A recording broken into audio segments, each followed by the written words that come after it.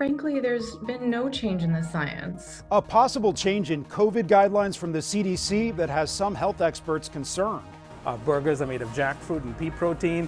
The plant-based spin at this New York deli. And with shortages of more than 250 drugs in the U.S., what can be done to solve the problem?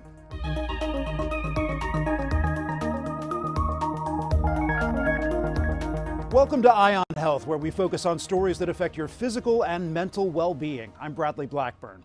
We begin with a concerning increase in the sexually transmitted infection, syphilis, especially in mothers giving birth.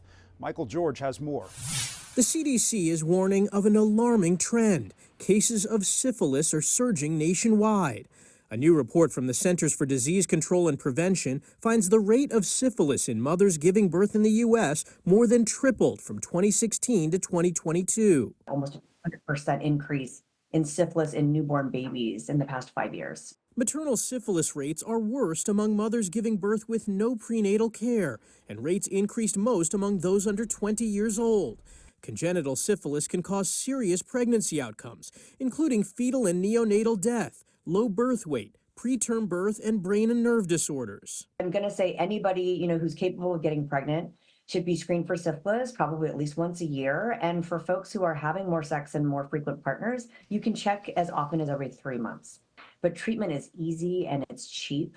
It's actually just a shot of penicillin for most people. And so, I strongly recommend that people go out there and get tested. That's our best defense and getting treated early. The CDC estimates almost 9 in 10 cases of syphilis in babies might have been prevented with timely testing and treatment during pregnancy. That's why the work Denishan Graves is doing at Houston's health department is so important. What I do is I basically educate them on what syphilis is, what the treatment is. Graves is a senior public health investigator who counsels women of childbearing age. When the patient doesn't know that they have been infected, it could be very difficult, a lot of emotions. Basically, just trying to give them all the resources that's out there, making sure that they do receive treatment as soon as possible. Which can be critical for mom and baby.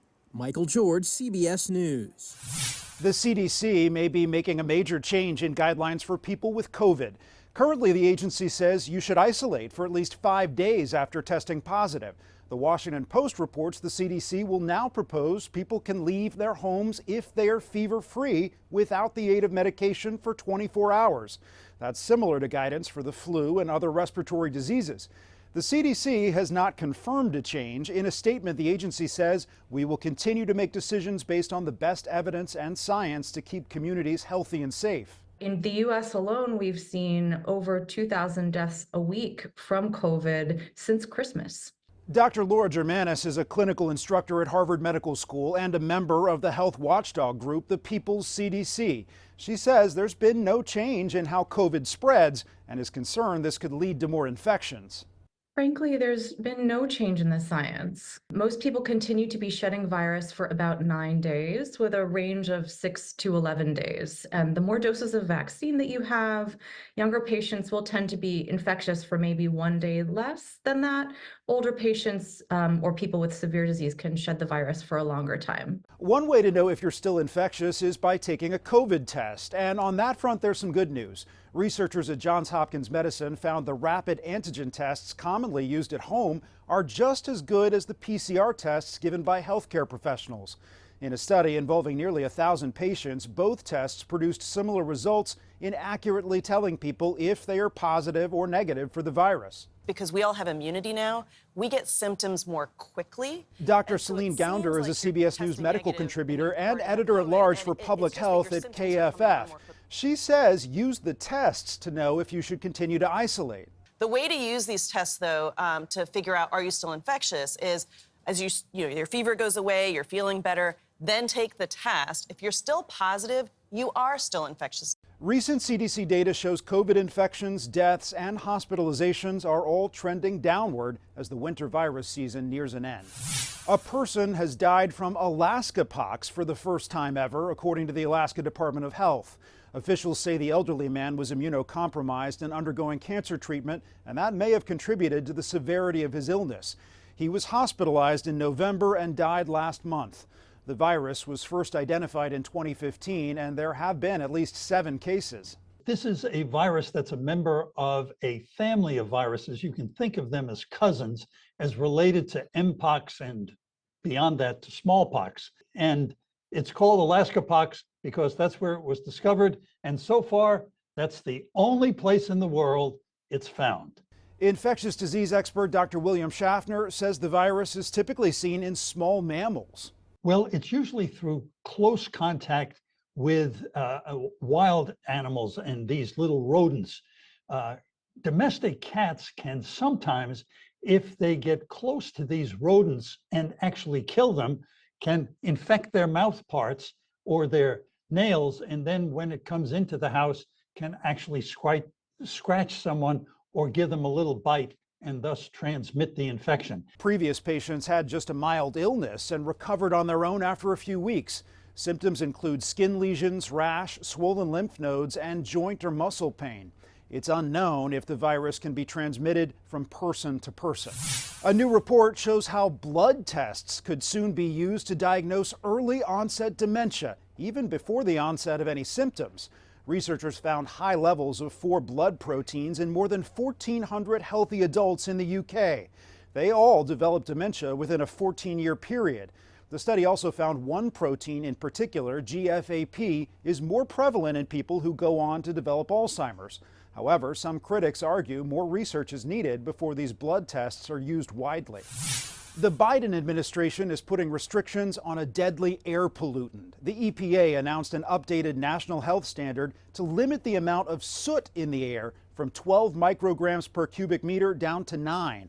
The agency says that change will prevent thousands of premature deaths and hundreds of thousands of lost days of work by 2032. With these new changes and guidelines, we're going to be saving many lives. We're decreasing asthma exacerbations, decreasing work days lost as well too. And we're also improving and decreasing premature deaths, which is exactly what we want when we fight for clean air in our society, in our nation. Health officials say soot is linked to reduced lung development in children, higher rates of asthma, bronchitis, heart disease, cancer, and early death. Older Black Americans and people experiencing poverty are more likely to be exposed to soot. There are currently shortages of more than 250 drugs in the U.S. The Federal Trade Commission and the Department of Health and Human Services are now taking a closer look at the reasons why. The agencies say 2 middlemen groups, drug wholesalers and group purchasing organizations, may be contributing to the problem. Groups that track the pharmaceutical industry say just 3 companies are responsible for about 90% of the drug distribution in the U.S. In a joint statement, the FTC and HHS say they hope to learn more about the impact middlemen have on smaller healthcare providers and rural hospitals. There are also questions about whether they've discouraged suppliers from competing in the generic drug market. Earlier this month, the House Ways and Means Committee heard from several experts on drug shortages. Immediate priorities should be the creation of a national stockpile of essential medicines, greater transparency of the supply chain, and reform generic drug reimbursement to incentivize supply chain investments. That's Dr. Jeremy Ballreich with Johns Hopkins University. We spoke to him one-on-one to learn more about what can be done to avoid shortages of vital drugs. Dr. Ballreich, in your testimony, you said that these shortages are being caused largely on the supply side because of the actions of manufacturers, not because of some increased demand. Can you explain why that's happening? The majority of shortages are in the generic drug market. Generic drugs largely compete solely on price. So drug companies, manufacturers don't really have a strong incentive to build out resilient supply chains. So they're really working, their factories are working at near capacity, and they also generally have to work at very thin margins. Because of this, any disruption, if there's a quality issue in terms of the manufacturing process, if there's a disruption for the active ingredient, it will reverberate through the supply chain much more intensely than on the branded drug side. You've put forward a number of ideas of how government could get involved in this to improve things. What steps do you think are most realistic, most feasible to actually get done? I think first and foremost, better information. That means improved transparency. The US Food and Drug Administration, FDA, they keep track of shortages, but we don't know why these shortages are occurring. We don't know if a manufacturer goes in shortage because of a business decision. Maybe they're getting out of the market. We don't know if a manufacturer has a drug shortage because of a quality issue or they can't source the right materials. So improved transparency, improved information should be a top, very low-hanging fruit policy that policymakers should pursue. Other areas, we should think about how we reimburse drugs. Right now for generics, we are based on who can offer the cheapest drug available. Generics are already incredibly cheap. Many generics sell for pennies a pill. We should reimburse not only just who can sell the cheapest drug, but who has a strong, resilient supply chain. What do you think the biggest roadblocks are to changing the current system? I think really the biggest roadblocks, and this is kind of almost a little surprising, is our political system in some ways. There is actually good bipartisan support for a number of these policies. It's just a matter of getting these policies over the finish line. Transparency, onshoring of manufacturing, stockpiles are all fairly popular on both sides of the aisle. This is a national security issue. This is an issue for patients. So I really think the biggest roadblock is just simply getting the policies signed into law so we could actually actively address the shortages. All right, Dr. Jeremy Bellreich with Johns Hopkins University. Thanks for being with us. Thank you for having me. Many studies have shown vaping is an effective tool to quit smoking cigarettes, but it still comes with its own health risks. European researchers have found smokers who switch to e-cigarettes have a better shot at quitting traditional cigarettes, but they're also more likely to stay addicted to nicotine. For 6 months, researchers followed more than 1,000 smokers who were smoking at least 15 cigarettes a day. About half used vaping along with other products like nicotine patches to try to quit smoking. The other half could use patches and other tools, but no vaping. Nearly 60% of the vaping group was no longer smoking cigarettes after 6 months, but only 20% had abstained from nicotine. In the other group, not as many people quit cigarettes, but there were more people who quit nicotine compared to the vaping group. It's essential that we don't make these effective smoking cessation aids less attractive to people who smoke by removing the flavors. Dr. Sarah Jackson is a principal investigator at the Tobacco and Alcohol Research Group at University College London. She was not involved in this research, but says it's a conundrum for policymakers. It's a really delicate balancing act because what we want to do is try and make sure that these products are as attractive and appealing as they can be to people who smoke to encourage them to switch to a much less harmful product. But in doing so, we don't want to make them too attractive to young people, in particular, who have never smoked. The team will continue to track both groups for up to 5 years. Coming up, how to exercise safely in the winter and the benefits your children could get from owning a dog.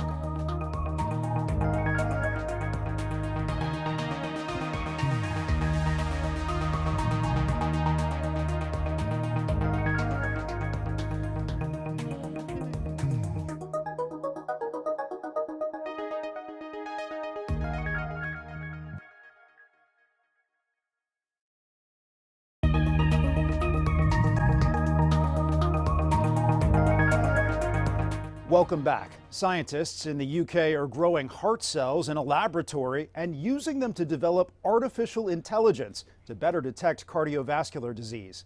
Ian Lee has details. Under a microscope, these lab-grown cells show a healthy beating heart, while these cells show one that's damaged.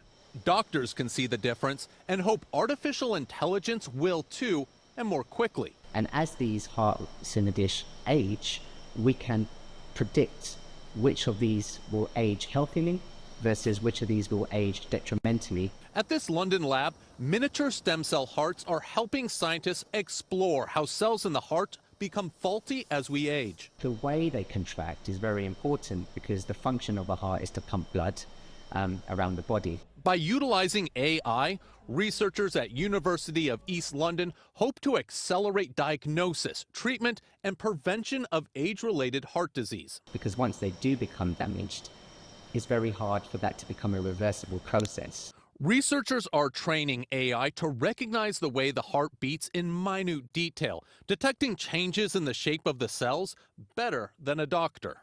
So if we can identify ways of trying to remove those detrimental cardiac heart cells, we're hopefully able to keep the heart functioning as we want it to. A new tool to help keep the old ticker ticking even longer. Ian Lee, CBS News, London. We know exercise is good for the body and the mind, but getting that physical activity during the winter months can be difficult. Michael George has tips on how to stay active and safe. Joseph King is back to pounding the pavement. The 75-year-old had coronary bypass surgery this past summer. He placed third in his age group at this Thanksgiving 5K just months later. I lift in the gym 3 times a week and I try to run 3 times a week. My running's coming back slower than my lifting. He's at it even on chilly winter days. I love all kinds of exercise, outside. You can stay active even when the temperatures drop, according to Dr. Michael Vainblut with NYU Langone Health. It's been shown by decades of multiple medical studies how beneficial is exercise, whether it's cold weather, warm weather, for cardiovascular function and for mental health as well. Dr. Vainblut says some people need to be careful when exercising or snow shoveling because cold conditions can cause spasms of different vessels, which can lead to heart attack. People with cardiac conditions should use their judgment and make sure they don't overdo it. You have to stop when you have some kind of symptoms, whether it's discomfort, whether it's shortness of breath. You certainly should call your physician. The problem has to be addressed first. For Mr. King, he had his blockages taken care of. Some patients also need to take extra care to layer up. Especially in those patients with cardiovascular disease, elderly people, people after surgery, the adjustment of your body, adjustment of your blood pressure and heart rate, it could be a little bit abnormal. But layering up maintains your temperature. If it was colder than it was today, I'd have a wool hat on. I might have an extra layer on. If your hands get really cold, wear 2 pairs of gloves. So you can stay the course, warm and safe. Michael George, CBS News. Man's best friend is also apparently girl's best friend. A study out of Australia finds owning a dog helps children, especially young girls. Researchers looked at 600 children between 2 to 7 years old. Girls who acquired a dog during that period increased their light physical activity by 52 minutes a day compared to girls who never owned a dog. On the downside, those who lost a dog decreased their activity by more than an hour. Similar effects did happen for boys, though the impacts were not as significant. After the break, what the nose knows may help treat depression, and the new device giving amputees a better sense of their surroundings.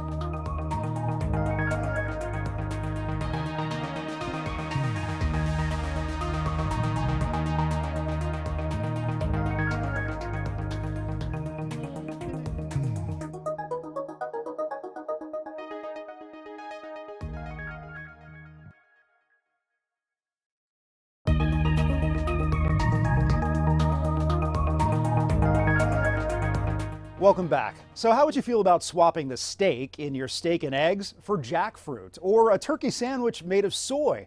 Food research firm Data Essentials says the number of menus offering plant-based items has increased more than 250% in the last 4 years. Jared Hill shows us how plant-based substitutes could soon be coming to a deli near you. It's the typical breakfast rush at a typical New York City bodega. But look a little closer at what the cooks are serving. Not so typical, after all. Our bacon's made of kelp, our burgers are made of jackfruit and pea protein. Neil Zacharias is the brains behind Plantega. That's Plant Bodega, if you didn't catch it. The company supplies over 60 New York City bodegas with ingredients and training to make vegan versions of deli staples, expanding access. To offer people who are already coming to bodegas to buy the existing bacon, egg, and cheese and substitute that for something that is healthier. Plantega's growth behind deli counters in New York City comes as research shows an increase in interest in plant-based options nationwide. I try to eat more plant-based. I just feel like it's healthier, it's clean. Health is the driving factor. We're getting a lot more fiber that's going to support our gut and decrease the risk of chronic diseases like the cancers, heart disease risk. Registered dietitian Yassi Ansari recommends focusing on less processed foods like beans or tofu when cutting animal products. And watch out for sodium and sugars, sometimes added to boost the taste. Keep it simple. Make sure that there's not a long list of ingredients of things that you can't necessarily pronounce. While experts say cooking at home is ideal, they understand sometimes people have to grab a bite on the go. I like the chicken, the fish. There's just so many flavors. Plantega hopes making these options more available will encourage new customers to give plant-based foods a try. One order at a time. Jared Hill, CBS News, New York. Scientists in Switzerland and Italy have developed a technology that can help restore amputees' sense of touch. Called Minitouch, electric sensors are fitted to an existing prosthetic, and those sensors transmit thermal information that enables a person to distinguish different temperatures. There is the functional part of knowing if something is hot or cold, or detection of different materials. For example, if I place my finger on a piece of metal or plastic, I will recognize its thermal properties than more than their tactile ones. Dr. Soliman Shoker is an engineer at the Swiss Federal Institute of Technology. He says patients want more from prosthetics than simple mechanics. The possibility of touching somebody else's hand and feeling the warmth when they were touching the hand of somebody, of a loved one, that seemed to be even more important, although not maybe directly functional, but much more important from a social point of view. And we could also show it with our prototype. We could show that with eyes closed, they could detect if they were touching a fake hand versus a real hand, and that they could really have this more human-like touch when they were in contact with somebody. The study showed the sensation still felt natural more than a year later.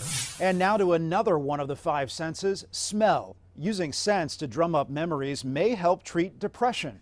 A team at the University of Pittsburgh School of Medicine had participants with depression smell common items like coffee grounds, oranges, and even Vicks Vapor Rub.